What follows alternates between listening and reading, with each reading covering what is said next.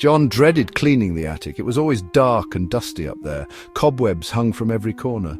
John knew it needed to be done, though. His wife had been asking him for weeks.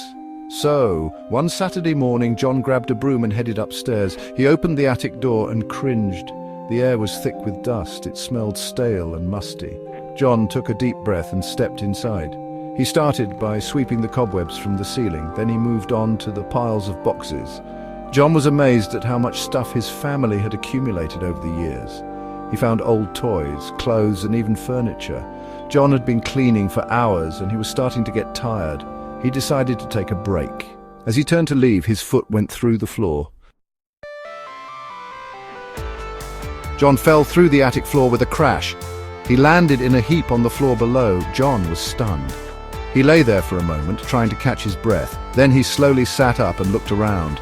He was in a small, dark room. John had never seen this room before. He didn't even know it existed. John struggled to his feet and brushed himself off. He was sore, but he didn't think he was seriously hurt. He limped over to the door and tried to open it. The door was locked. John rattled the doorknob and kicked at the door, but it wouldn't budge. He was trapped. John started to panic. He was all alone in the dark. John took a deep breath and tried to calm down. He knew panicking wouldn't help. He needed to figure out a way to get out of there. John looked around the room for anything that could help him. That's when he noticed something strange. There was a small wooden chest tucked away in the corner. John went over to the chest and tried to open it. It was unlocked.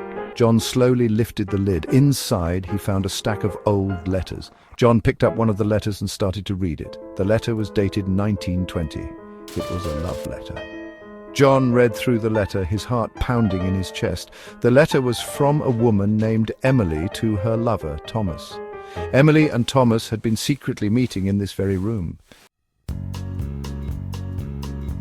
John spent the next few hours reading through the letters. He learned all about Emily and Thomas's secret love affair. John was so engrossed in the letters that he forgot all about being trapped in the room. Eventually, John's wife came looking for him. She heard him calling for help from behind the locked door. John was rescued from the room. He was so happy to be free again. But John couldn't stop thinking about the letters. He had uncovered a fascinating piece of his house's history. John decided to do some research on Emily and Thomas. He wanted to learn more about their story. John's attic adventure had been a shocking experience, but it had also been an amazing journey of discovery. John realized that you never know what you might find hidden in your own home.